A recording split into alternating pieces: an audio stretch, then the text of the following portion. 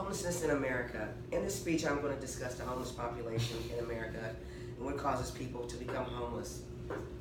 Tonight, I want to discuss what causes a person to become homeless, can homelessness be eradicated, and homelessness affects all races and ages. America is experiencing a crisis that a lot of people may not be aware of, and that is the rise of the homelessness in America.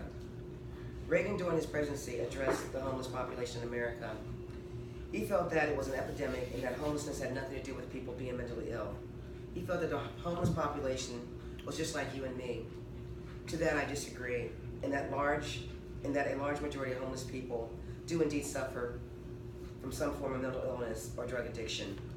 During the era of Reagan, there were several federal and local programs to assist homeless population. Reagan, during his administration, did away with those programs, and as a result, you see homeless people just wandering around businesses and neighborhoods. If you live in or nearby proximity to a city, you have probably seen a homeless person and possibly an entire family. Some of them ask you for spare change as you pass them by, or simply sit on the ground holding up a cup. If you're like me, you throw a few coins in their cups and go on about your life.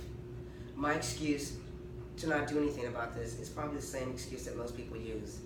And it goes like this: what can I possibly do to help these people?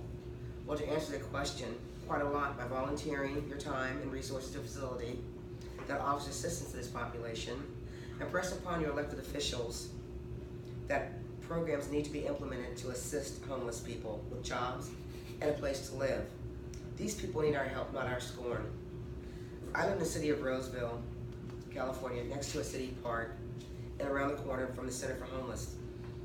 What I've experienced firsthand is the amount of homeless people I see in the park, in my neighborhood, and hanging out in the center. Some of the people I've observed clearly have mental issues, and others are addicted to illegal substances. But what I find most interesting is the fact that these people are being bussed into my neighborhood by the center, and once they arrive at the center, they fan out into the neighborhoods, populating the park next door to me. How is this helpful to the homeless and the residents in the community, who are afraid to enjoy the park due to the homeless population?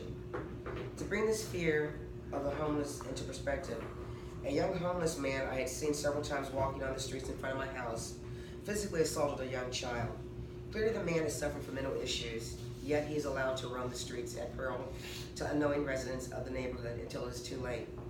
As an instance of a homeless person striking that young girl in the face and not really knowing what he had done due to his mental illness. This type of homeless population puts people at risk.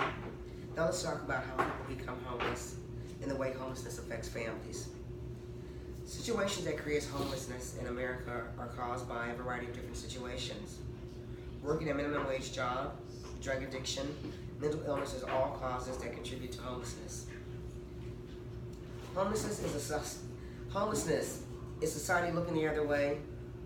Well, homelessness affects a minimum wage job or not being able to afford decent housing or being able to properly feed and clothe your family.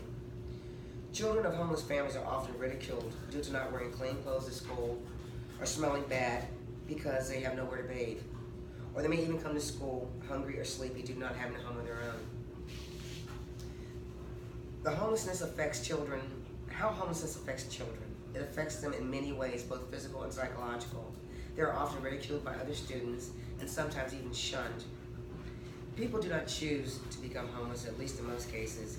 It generally occurs as a result of a series of events occurring at the same time, such as job loss, illness, or injury to the main breadwinner of the family, and is a situation that is occurring in substantial numbers for this day and age.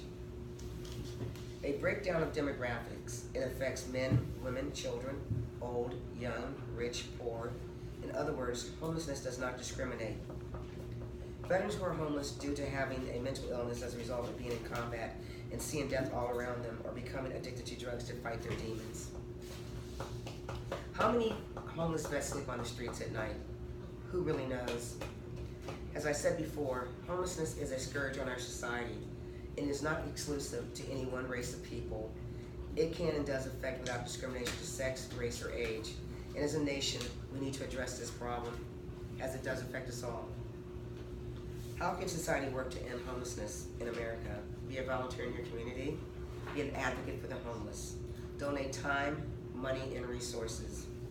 Educate others to the plight of homelessness.